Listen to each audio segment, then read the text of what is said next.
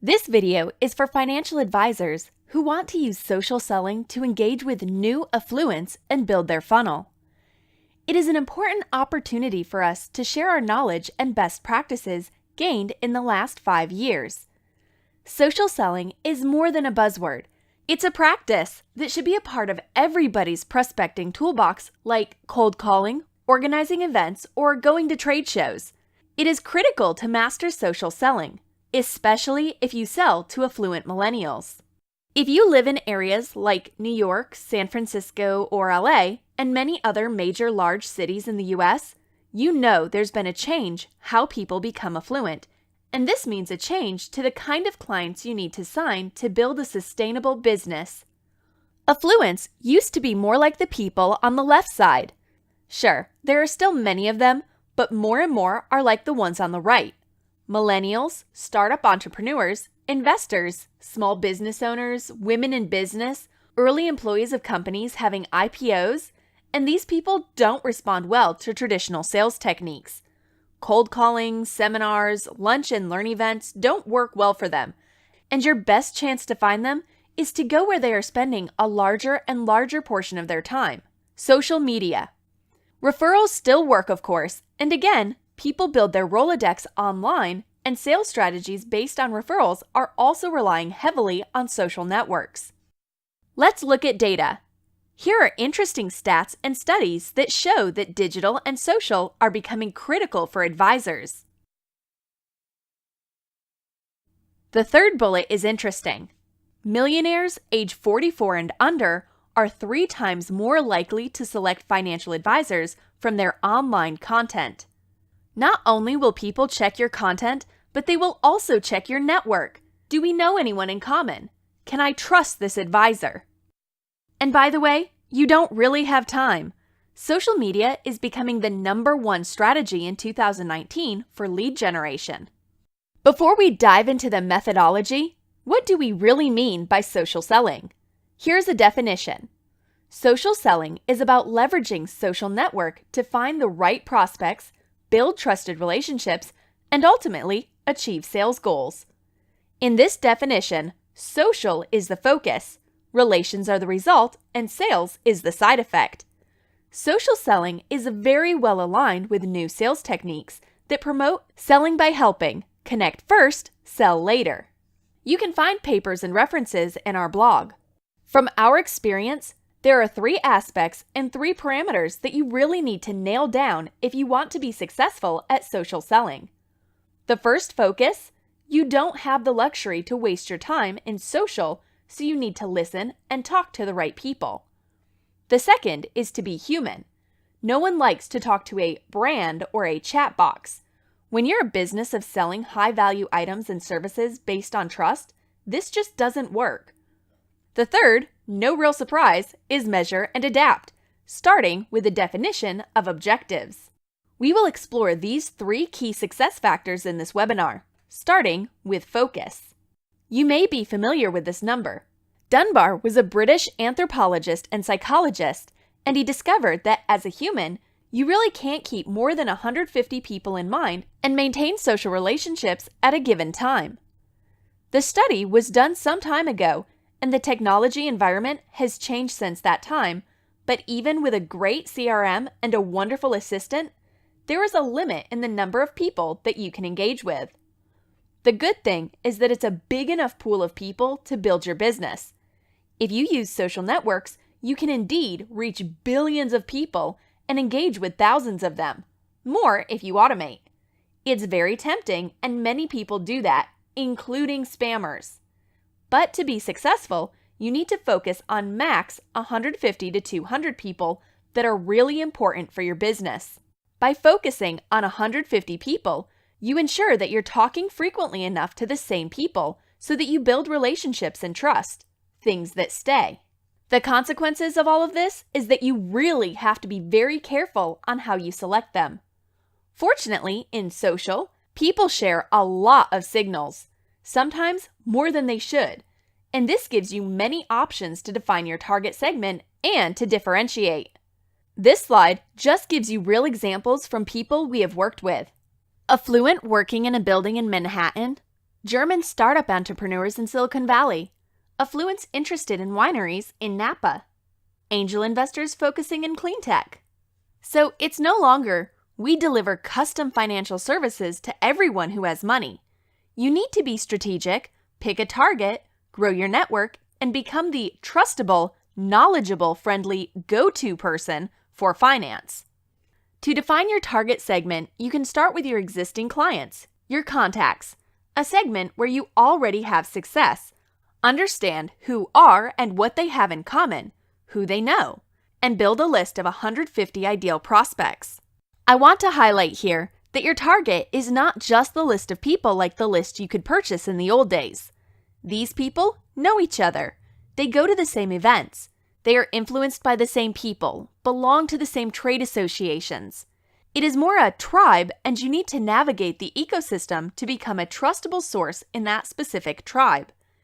Keep in mind, referral is still the best lead generation technique, so as you start building your client base, it will open referral opportunities with more prospects. As a summary, here is how we recommend you to focus. Number 1, segment and pick up an audience where you want to be the financial star. Second, view it as a tribe. Try to navigate the ecosystem and listen not only to what these people say, but also who they talk to and where they go. Your goal is to increase your intelligence about this ecosystem and to be in the right position to help the community. 3, it is still a numbers game. By focusing on 150 people, you should not be overwhelmed and keep your time in social media to the minimum. I mean 10 to 15 minutes per day, but you have to do this every day. The second aspect that you really need to be careful about is to be human, and I'm going to explain what we mean by that. This is what most people do currently.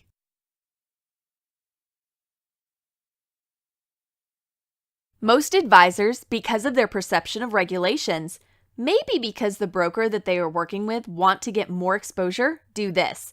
They end up posting over and over again the same corporate content. It may be okay as it brings views to the brand, but it is defeating the purpose being in social media altogether. It's good to post some deep content once in a while every so often, but when you look at the kind of engagement that you get from that, it is very low.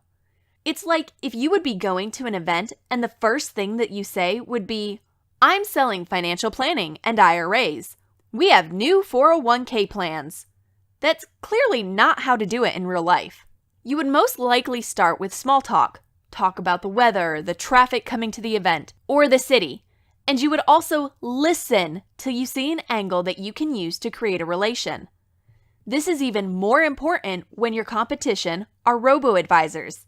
You have to be you and not be perceived as a robot. Just ask yourself this question. Looking at your social media account, would you follow yourself? So my recommendation is, don't do that. There is a recent study that you can see in the link that clearly shows that clients or prospects do prefer lifestyle content over corporate communication. Keyword-based approach does not work either. This screenshot is an advanced search on Twitter in the Los Gatos area for mentions of looking for 401k. In theory, it's great, but the reality is that very few people talk about 401k rollover in social media. And guess what? Most people doing that end up being financial advisors themselves. Very few prospects are going to explicitly mention that they are looking for a retirement plan or for an advisor. You can't really target by intent. Moreover, if they do, it's probably already too late. The prospect may just be looking for benchmark. Everybody knows financial advisors already, and people do business with people that they trust. That's where you want to start. Become visible and build trust. And trust starts from listening to people.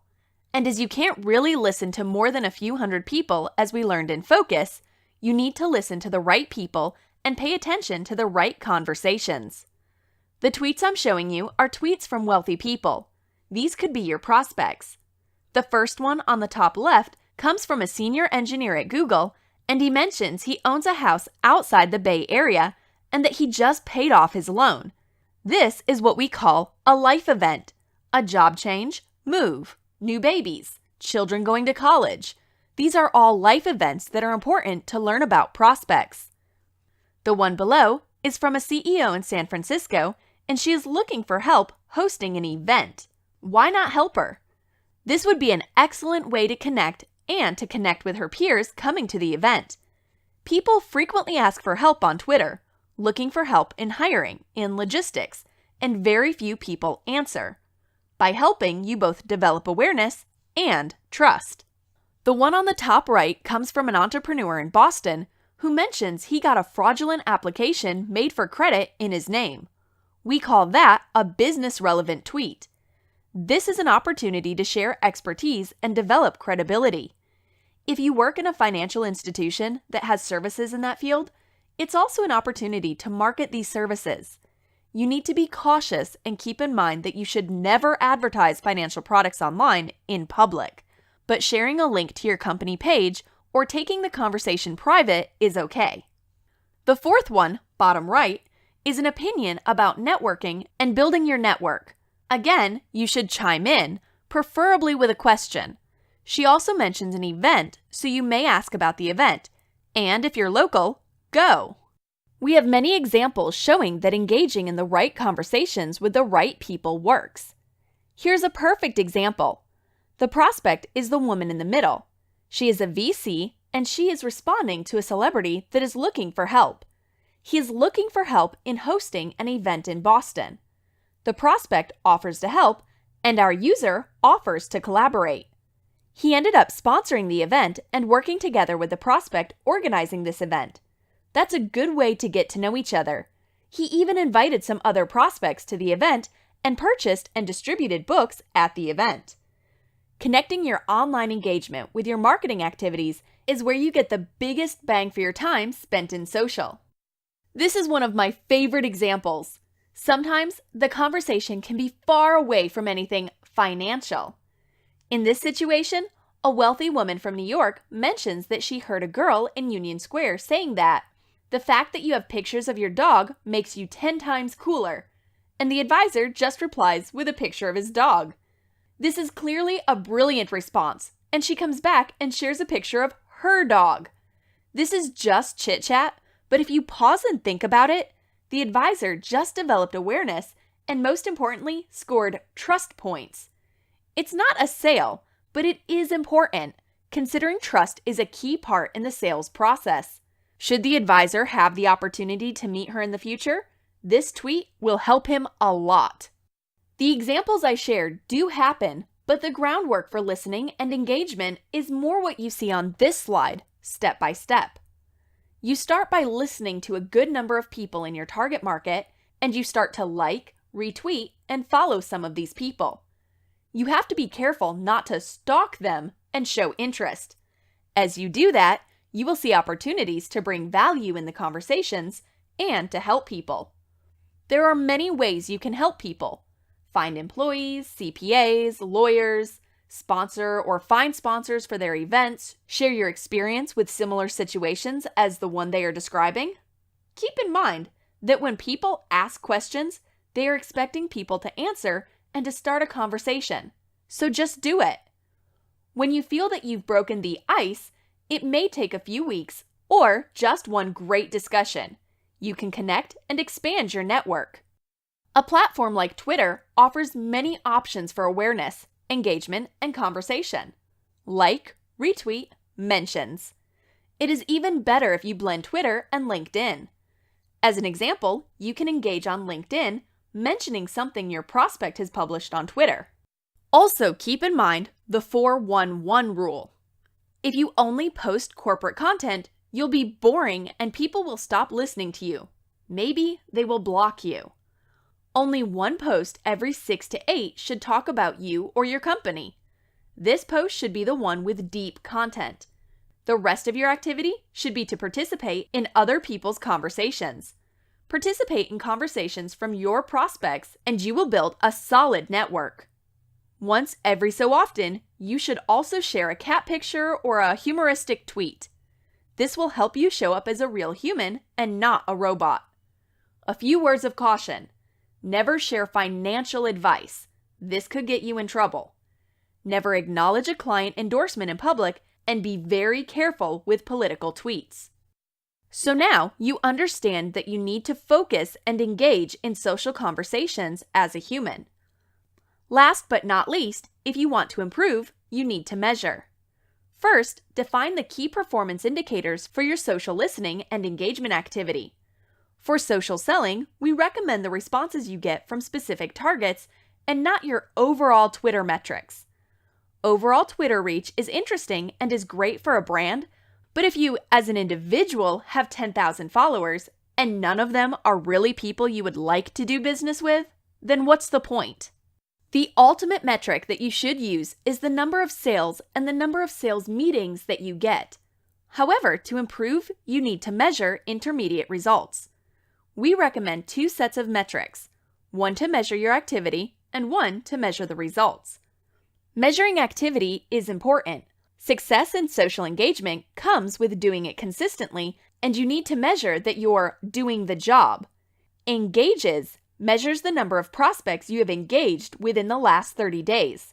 Follows measures the number of prospects you are following. For results, we recommend to measure the number of prospects who have engaged back with you in the last 30 days and the number of prospects who follow you. People who follow you back is a critical metric. These people give you a right to contact them, either if they follow you back on Twitter or accept your friend request on LinkedIn. This metric is becoming more and more important as privacy laws, GDPR, CCPA, restrict the use of cold emailing and put emphasis on prior consent. From our experience, a good objective is to reach a 30-32 formula. Listening to a few hundreds of people, you should have about 80 opportunities to engage per month. Of these opportunities, you should engage in a third of them.